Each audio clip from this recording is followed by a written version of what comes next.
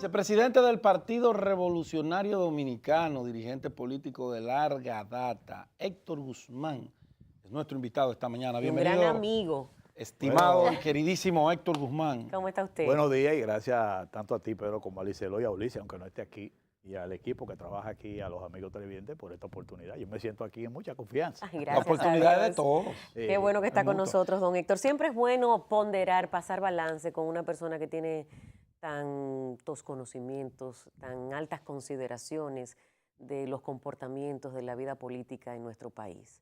¿Cómo ve usted, don Héctor, una visión desde su perspectiva de cómo anda nuestro país, la República Dominicana en la actualidad? Mira, en términos, vamos a decir, políticos, al día de hoy estamos en un cuadro político de cara, como es el proceso del 2020, Sí. muy indefinido todavía, nadie puede predecir nada, que tiene un cuadro, vemos el tema de Odebrecht por un lado, tema de corrupción e impunidad con el Movimiento Verde, los partidos internamente en una situación como indefinida también, inactivo hasta cierto punto, y el país con una situación económica y social que no es buena, vamos a decirlo, aunque tú puedes tener desde el punto de vista gubernamental la estabilidad económica, la estabilidad política, la estabilidad social en esos términos. Pero no hay duda de que independientemente de lo que haya hecho el presidente Danilo Medina con todo su esfuerzo en las políticas sociales, hay una situación que cuando tú miras las encuestas, la gente entiende que sus condiciones de vida no está bien. Y eso es hasta entendible. En medio de todo ese panorama, tuve la discusión de la ley de partido y la ley electoral. Y de cara al 20, la gente no se da cuenta al proceso electoral que vamos tan delicados, que hay que ir desde ahora, hay que ir desmontando situaciones que complican el proceso. ¿A qué me refiero? Los dominicanos no saben, la mayoría, tú le preguntas, de que para el 2020 a cada votante le están convocando para ir a votar 2 veces. Ir en febrero a votar e ir en mayo a votar. La gente no lo sabe bien, como yo lo estoy explicando. La gente cree que las elecciones que vienen en el 2020 usted vaya a votar un día y ya terminó. No. Estas elecciones por mandato de la Constitución del 2010, usted tiene que ir en febrero a votar por los alcaldes, los regidores, los directores de distrito y los vocales. Es decir, usted va a salir a votar. Pero después, en mayo, 3 meses después, también tiene que ir a votar por el presidente y por los diputados. Es decir, vamos a movilizar el país 2 veces. Imagínense lo que es para este país. Esa movilización en 2 ocasiones para votar en lo que está en el país. Casi hemos vuelto a lo mismo, solo que ahora son meses la diferencia y no los 2 pero años. la complicación que eso Claro, tiene de la tú movilizar a un Claro. votante, a un pueblo, en 2 ocasiones en tan poco tiempo. Pero las implicaciones que tiene en términos de inversión económica para el montaje de esas elecciones. Sí. Porque el montaje para la municipal y la otra es igualito. Es igualito. Sí, sí. Es nacional. O sea, son nacionales. Son nacionales. Es una complicación. Pero a eso tú le agregas que además de que va a poner a la gente ahí 2 veces a votar, a levantarse de madrugada 2 veces, el complejo, la situación grave de que el voto preferencial ahora tendrá que aplicarse a nivel municipal. Es decir, miren lo grave de esta situación. O sea, además del sacrificio de ir 2 veces, también en la incomodidad y en los inconvenientes de tú ir a unas elecciones donde ese voto preferencial a nivel municipal, Regidores. que tú conoces, Bastante. si tú coges las elecciones del 2016 pasado, se eligieron 1.164 regidores y 730 vocales. Es decir, que cerca de 2.000 candidatos electos van a ser producto del voto preferencial. Es decir, que los partidos que en la elección del 16 tuvieron tantos problemas en las elecciones con el voto de los diputados, que apenas eran 190, imagínate tú con 4.000 candidatos, por lo menos postulados por los partidos, en una lucha contra todo, con ese canibalismo político, en esa votación municipal. Ahora, esa parte beneficia la democracia interna y externa de los partidos políticos y de los propios candidatos con el tema del nivel de los regidores, el municipal en el renglón regidores, o ¿cuál era más fácil? Era más fácil para votar el anterior, ahora era menos democrático porque el partido ya imponía, iban 6 candidatos, te ponían 13, por ejemplo, la circunscripción 2, que son 13 regidores, tú ibas en 13, pero tú sabes que si el partido lo más que podía sacar eran 6, que aunque tú estuvieras inscrito no tenía posibilidad, pero yo puedo estar en el 13 y ser hacia afuera el más votado. Realmente, ¿cuál era el Pero más mira la conveniente? situación, Pedro, Exacto. mira la situación. La política se nutre de resultados. Sí. El balance que tú tienes hasta ahora del voto preferencial a nivel de legisladores te indica a ti que le ha ocasionado más problemas a los partidos internamente, pero además la calidad del Congreso ha bajado. Así es. Una realidad. La imposición del dinero. Sí, sí, o sea, y el canibalismo político se ha canibalismo. aumentado en los partidos producto de eso. Entonces, esos son los resultados. Pero además, fíjate lo siguiente, es que este proceso del 20, como está planteado del voto preferencial, te indica que en febrero hay que votar, pero el 24 de abril hay que juramentar las actividades municipales. Y todas esas impugnaciones que se van a generar a ese nivel pueden provocar un proceso que pongan en peligro las elecciones presidenciales y congresionales. Entonces, es inmanejable. ¿Qué hacer? Fíjate lo siguiente, cada vez, la Junta fue que tenía ese voto preferencial de los diputados de manera administrativa, y cada vez que venía eso, ellos decían, lo municipal, déjenlo para después. Claro. Nunca lo implementaron.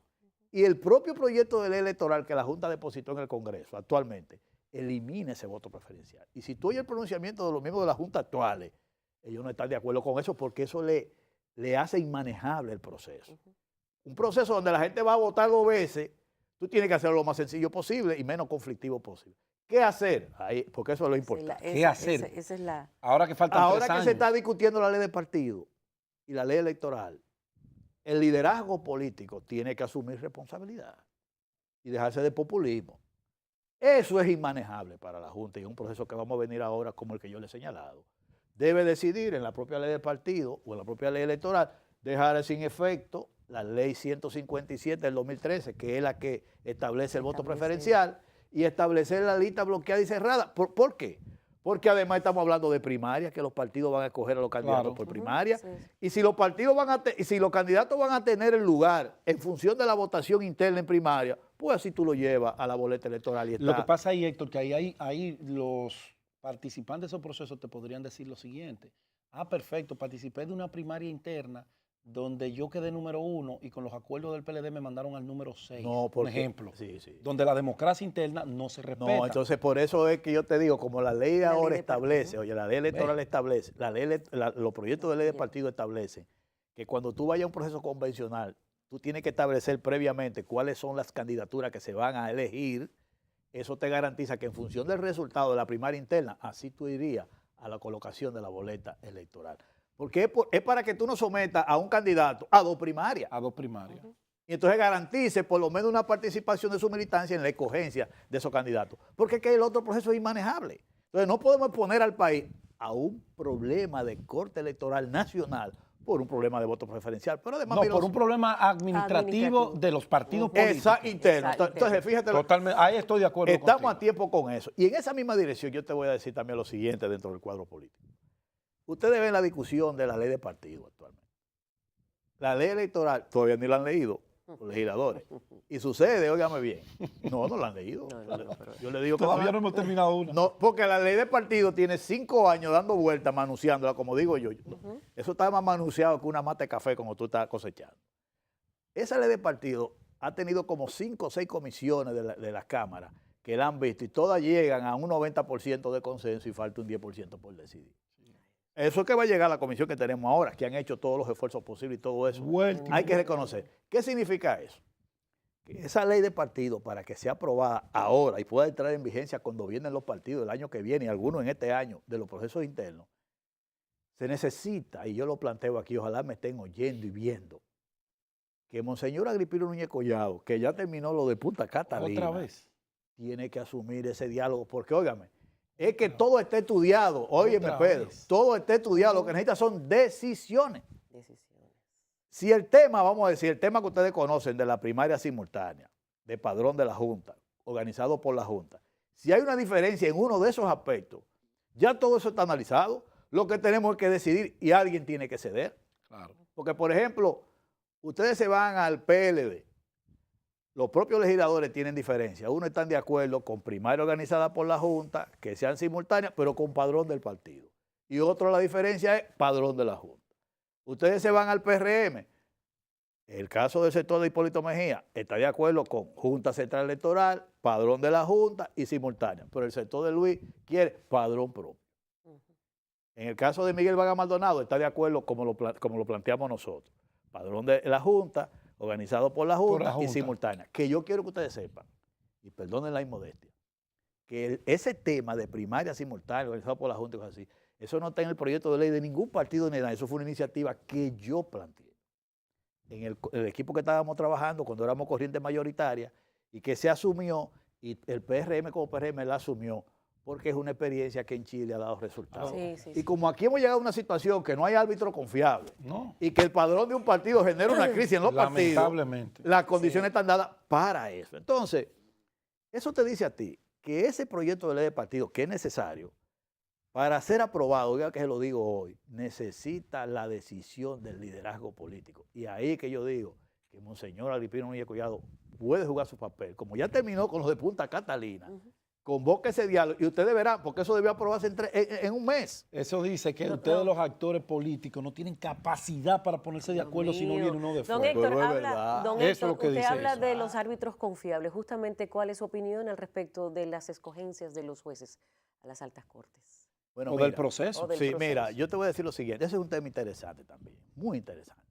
La experiencia que uno ha vivido de tanto proceso y en lo que uno ha participado, porque yo he tenido que participar. Testigo de primera mano. Sí, no. En las últimas 20 campañas políticas Yo pasé una vergüenza con una persona que me resuelve el nombre. No, 20 no. Que tuve un día que ir a buscar su currículum a su casa porque lo iban a designar juez de la Junta y después el señor no lo designaron, que no hallaba cómo Ay, explicarle. Dios mío. Sí, porque oye, Sí, estamos- todo está arreglado. oye, a mí me tocó beberme un café con esa persona y su esposa y decirle, mire, yo vine a esto, me fui enviado Me para mandaron. acá, usted, pero no diga nada. Y al otro día, la persona lo sacaron por una cosa que yo no tampoco puedo decir. Y se designaron a usted. ¿Qué quiero decirle con esto? Miren, aquí tenemos que ser transparentes en todo. Transparente en todo. Pero yo creo que el país necesita transparencia en todo. Porque aquí hay gente que tiene un discurso hacia la opinión pública y por abajo acciona de otra manera. Yo soy de lo que digo. Por ejemplo, la Suprema Corte de Justicia.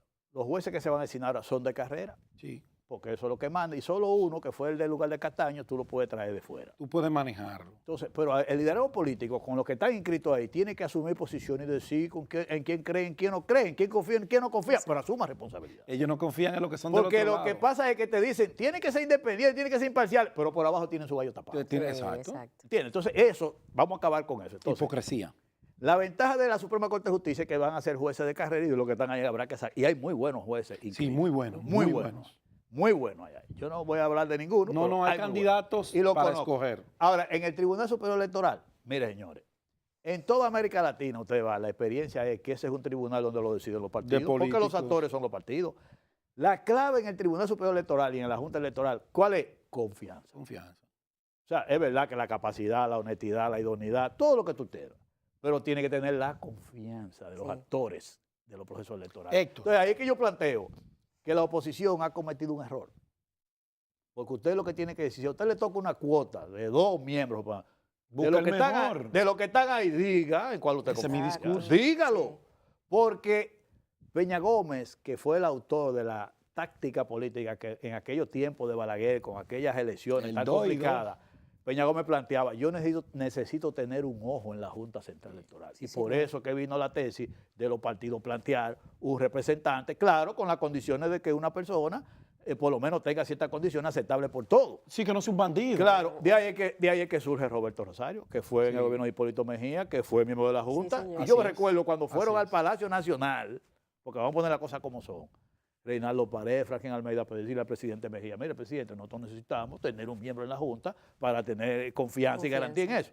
Y él le llevaron los nombres.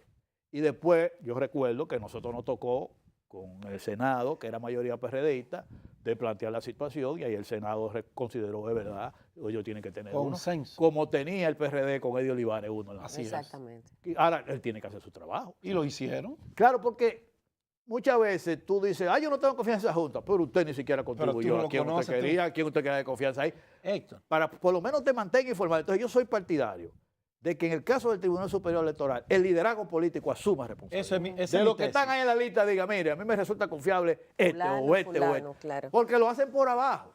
Lo van a hacer como quieran. Y hay un sector de la sociedad civil que te dice que no puede ser de un partido, pero es para Pero es de descalificarlo, ellos, es para para yo yo poner quedar uno de con ellos. Uno de ellos, que esos sí claro. son malos y peores. Han salido peor. Esos han salido peores. Héctor, no te puedo permitir que te vayas sin hacerte esta pregunta. Ayer se cerró un ciclo porque todavía mucha gente albergaba la posibilidad de ver a Héctor Guzmán al lado de su gran amigo, mentor, Hipólito Mejía, como su vocero histórico que ha sido siempre, pero ayer se cerró ese ciclo porque él designó, digo esto porque tú estás en el PRD, Hipólito está en el PRM, pero la gente albergaba la esperanza de que Héctor volviera atrás con Hipólito.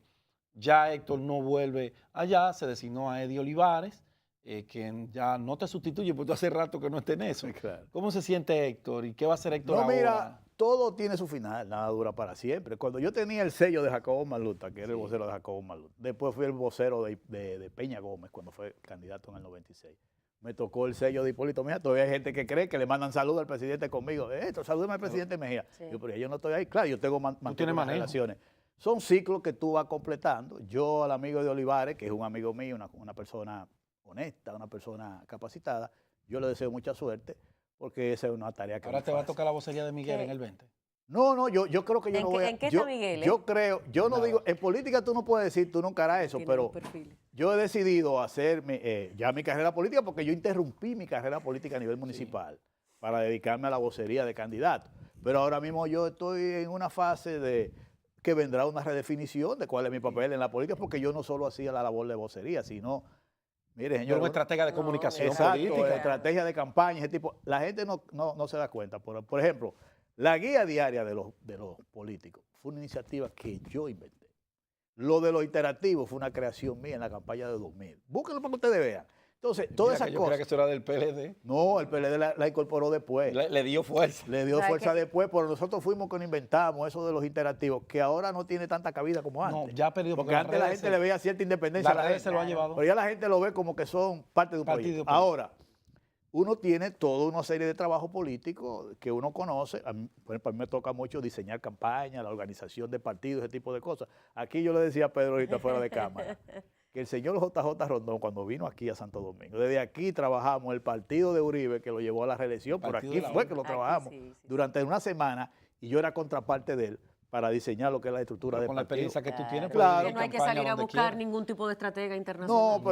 Pero pregúntale Sí. al presidente Danilo Medina lo que él opina de los asesores políticos. Si él y yo lo hemos conversado, que los asesores en su mayoría, que vienen de otros países, porque como hablan raro, Hablan bonito. la gente Sí, le hace caso, sí. pero ellos lo que hacen es que te oyen a ti, oyen a Claro, Pedro, oyen a sí. mí, Ellos hacen como el ellos brujo. hacen, sí, y después sí. hacen un informe y se lo pasan al Claro. candidato. Ellos hacen Así como el es. brujo. El ¿Cómo usted se brujo. llama? Héctor Guzmán. ¿Cómo se llama su esposa? Aunque Ya uno, lo sabe. aunque uno de los asesores, uno lo que hace es que asimila las últimas técnicas, las Exacto. últimas Sí. cosas que pasan Las en cada novedades. campaña. Ujú. Pero la realidad del país las conoce La uno. conoce que está Entonces, aquí. Héctor, gracias. uno se dedica a esto Sí. y yo con el tiempo definiré ya Tú sabes que mi rol político. despedir a Héctor es difícil Sí, para porque es que uno nosotros, pero que además tenemos que invitarlo para tomar un cafecito para hablar de las experiencias, de los Ay, traspiés en la muchacha. política. No, ya yo no quiero hablar de Ay, eso. muchacha. Ya yo no quiero hablar Yo de de eso. aquí me voy así, Dice, no, tritosa. el presidente Balaguer, que en paz descanse, que era ciego, decía en uno de esos acontecimientos que pasaban de Sí, gratitud, le decía a Jacobo Malluta porque le dijo un día, hay que estar vivo para ver. Para ver Sí, no veía. Héctor, muchísimas gracias por estar Gracias, aquí don con Héctor. nosotros. Un gran Señores, abrazo. gracias a ustedes por acompañarnos durante estas 2 horas. Mañana Licelot y Ulises le acompañarán de 6 a 8 de la mañana en Despierta RD. Feliz resto del día. Ingrato. Yo no Señores, estaré hasta con ellos. mañana. Me merezco un día libre. Hasta los esclavos.